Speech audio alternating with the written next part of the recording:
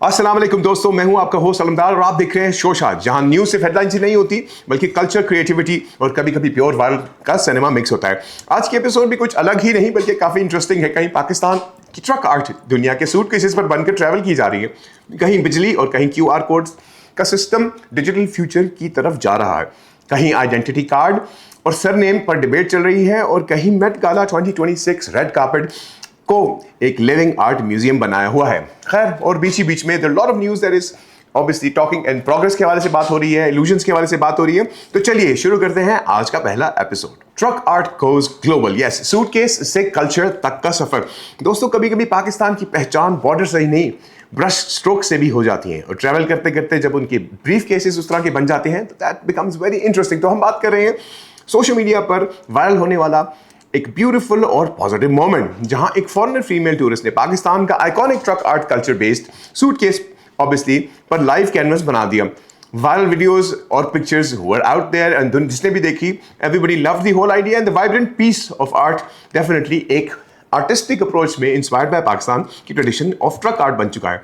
खैर, डिजाइन में अगर आपने नोट किया हो तो काफी it was colourful peacocks, floral patterns और वो इंट्रिकेट मोटिव्स जो पाकिस्तान के हाईवेज पर डेकोरेटेड ट्रक्स पर नजर आते हैं। टूरिस्ट के मुताबिक वो पाकिस्तान की ट्रक की आर्ट से जेन्युइनली इंप्रेस थी एंड इसी आर्ट फॉर्म को that is why she brought it into a unique situation of bringing it visually to the briefcase. जो बेसिकली सूट केस में उन्होंने किया, I think it was a pure inspiration and एक powerful message था कि ये luggage सिर्फ आपका लगेज नहीं है, पाकिस्तान की ब्यूटी का एक रिमाइंडर भी है और ये वो जर्नी है जो आपके साथ she wants to keep. Social media पर उनके इस मोमेंट को काफ़ी अप्रिशिएट किया गया।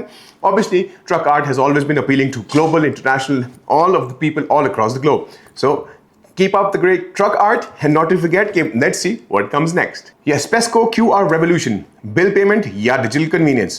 दोस्तों, कभी कभी चेंज हेडलाइन में छोटा लगता है लेकिन इम्पैक्ट घर घर तक पहुंच जाता है। इस दफा डिजिटल ट्रांसफॉर्मेशन का नया स्टेप आया है Peshawar electric supply company, yes, we talking about PESCO की तरफ से, जहां इलेक्ट्रिसिटी बिल पेमेंट सिस्टम को QR कोड के थ्रू मॉडर्न बनाया जा रहा है। नए सिस्टम के मुताबिक हर इलेक्ट्रिसिटी बिल पर QR कोड प्रिंटेड होगा and what you need to do is you basically need to, consumer has to scan it. आपने स्कैन कर लिया और आप उसके मुताबिक पेमेंट कर पाएंगे just to clear off your bill, you know, the entire bill. ना आपको बैंक की लाइन पर लगना पड़ेगा, ना पेमेंट सेंटर के लिए इंतजार करना पड़ेगा। बस मोबाइल उठाइए, अपने कैमरे से स्कैन कीजिए और पेमेंट आप वहीं से आप कर सकते हैं, which would definitely help a lot of people. और आपको पेमेंट करने के तरीकों में मोबाइल बैंकिंग एप्स भी यूज कर सकते हैं, जैज कैश है, इजी पैसा है, यानी ट्रेडिशनल कैश की पेमेंट जिसमें आपको इंतजार करना पड़ता था। I think now it is an easy thing for people in Peshawar and all those associated. बस आप QR कोड स्कैन करें और आपको कंफर्मेशन का मैसेज आ जाएगा वंस यू पे द बिल। काय Trump statement is also another thing, yes, surname definitely identity या एक पब्लिक बायस बन चुका है राइट नाउ। दोस्तों, कभी कभी फेम सिर्फ अचीवमेंट ही नहीं होती बट उसका रिजल्ट कुछ समटाइम्स बैड भी हो जाता है। कभी कभी वो इनहेरिटेंस ऐसी होती है जो आपके साथ सारी जिंदगी के लिए रहती है और उसमें आपको जज भी किया जाता है। इस मरतबा कुछ डिस्कशन हुई जनाब काय ट्रम्प, जो कि फॉर्मर अभी हमारे डोनाल्ड ट्रम्प साहब की ग्रैंड डॉटर हैं, उनका एक रीसेंट स्टेटमेंट आया जो सोशल मीडिया पे काफ़ी डिबेट क्रिएट कर रहा है, इन विच काय ट्रम्प ने अपना रिमार्क्स में कुछ ये पॉइंट हाईलाइट किए हैं कि उन्हें लगता है कि काफ़ी लोग उन्हें सिर्फ उनके सरनेम की वजह से जज कर लेते हैं। उनका एस्टिमेट ये है कि अराउंड 50% लोग पहले ही उनके नाम की वजह से नेगेटिव परसेप्शन लेकर उससे अप्रोच करते हैं। उनका सेंट्रल आर्गुमेंट बेसिकली ये है कि पब्लिक परसेप्शन अक्सर इंडिविजुअलिटी या इंडिविजुअल पर्सनैलिटी को काफ़ी अफेक्ट कर लेती है, बिकॉज ऑफ द फैक्ट कि उसमें अगर आपका surname is associated to politics or any political driven drama, it becomes a very sad episode for that individual. उन्होंने एक पर्सनल एक्सपीरियंस भी शेयर किया। पब्लिक प्लेस पर एक स्ट्रेंजर ने उनके ग्रैंडफादर डोनाल्ड ट्रंप पर डायरेक्ट क्रिटिसिज्म किया और वो मोमेंट उनके लिए अनकंफर्टेबल था क्योंकि वो खुद उस पॉलिटिकल डिबेट का डायरेक्ट पार्ट नहीं थी, ना बनना चाहती थी, बट ओनली बिकॉज कि वो सेकेंड हैंड अप्रोच पे आ गई।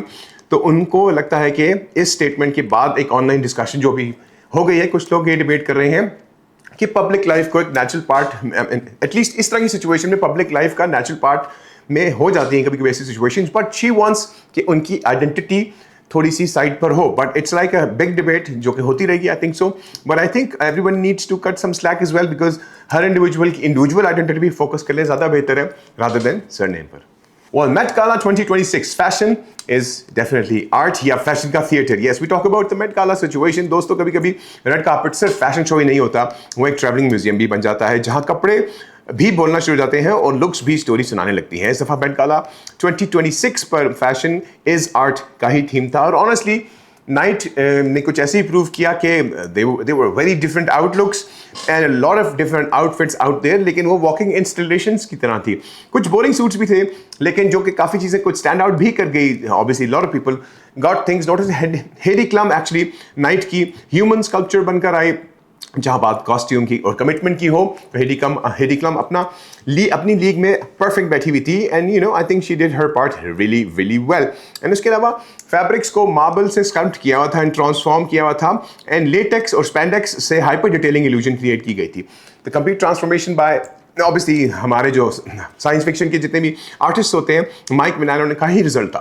तो definitely it was definitely more of a walking museum. और इंटरनेट का वर्डिक्ट सिंपल था, winner of the night is Kendall Jenner. Yes, classic art का modern rewrite. And Kendall Jenner ने रिक्रिएट किया Nike of Samothrace statue को, ठीक है, और जिसमें हम बेसिकली बात कर रहे हैं कि पीच कॉर्सेट और वाइट ड्रेप डाउन था। Zac Posen x Gap studio collaboration के साथ and I think it worked out pretty loud and clear and as you all can see, but I think Met Gala solely prove itself as one artistic night. Madonna के हवाले से बात करेंगे, drama, symbolism और surreal theatre. Madonna का look पूरी performance में definitely art ही था, inspired bye Leonardo Cardington actually painting, और जो कि basically the temptation of Saint Anthony's के हवाले से थी। The grey wheel lifted by attendants, miniature ships, headpiece and obviously अब दैट वाज देयर। और हम ट्रम्पेट की बात करते हैं, ट्रम्पेट प्रॉप भी था, तो ये आउटफिट भी था, ये एक एक्चुअली एक मूविंग पेंटिंग थी। So this was also one of the Met Gala's night. And we talk about Emma Chamberlain. Yes, the oil painting का living version थी। Emma Chamberlain की look basically literally एक painting ही लग रही थी, and the swirls and the movement was based on the design itself. The upper body was resembling the oil painting texture. The sculpture elegance was also there, जो कि basically fabric और fluid work के साथ हुआ था। और ये भी एक outfit ही नहीं बल्कि एक फ्रेम से बाहर निकाली हुई पेंटिंग थी। तो हंटर स्कैफर की बात करें तो ऑब्वियसली उनका भी एक Klimt artwork on the red carpet था। हंटर स्कैफर ने रिक्रिएट किया था गुस्ताव क्लिमिट को और उनकी पेंटिंग को भी obviously they wanted to put it out there and the detail look came out from Prada couture look. Painted style was obviously the rosy cheek, the blue eyeshadow. So I think fully immersive art recreation थी, इन cosplay ही नहीं बल्कि एक couture translation की, और definitely एक art history class भी हो सकती है। Beyonce, yes, she was definitely the human skeleton which was all designed in crystal, and yes, she was designed by Oliver Roasting, जो कि Balmain के basically main designer हैं, and the interpretation was the body itself is an art. The minimal words but maximum impact. फिर हम बात करते हैं मरिया जरदोया की, जो कि डॉल, मेमोरी और आइडेंटिटी का फ्यूजन थी, ठीक है। उस पर भी हमारे से देखते हैं कि की एलिमेंट्स में उन्होंने पिंक गाउन पहना हुआ था एंड पोर्सलिन डॉल का रेप्लिका क्रिएट किया हुआ था and it was basically inspired by the childhood nickname little porcelain doll. ये फैशन ही नहीं बल्कि एक मेमोरेबल वेयरिंग सिचुएशन में था। Yes, we talk about Karan Johar, Indian miniature arts meet the couture storytelling. इन करण जौहर ने मनीष मल्होत्रा के साथ इंडियन आर्ट को ग्लोबल रनवे पर ट्रांसलेट किया, inspired by Raja Ravi Varma's painting, highlighted the cape featuring royal court scenes and the hyper detailing and embroidery on every character. The textile storytelling was at its peak. ये outfit भी नहीं बल्कि ये एक moving Indian miniature ही था, and that was pretty much, अगर आप उनसे पूछते the final take on Met Gala, so the real message क्या था दोस्तों? It was basically the gala that had to be out there, which was focused more on the fashion show itself, but definitely it was the clear statement that fashion is art and art is identity, and identity comes up to expression. कुछ looks loud होते हैं और कुछ subtle, लेकिन सब एक ही direction के थे कि कपड़े सिर्फ पहने ही नहीं जाते, वो इंटरप्रेट किए जाते हैं और फिर आपकी डेफिनेशन बनकर अगले के सामने पेश किए जाते हैं। Anyways guys, I hope you all had fun listening to and watching this show. Till then, take good care of yourselves. All the best. Allah Hafiz.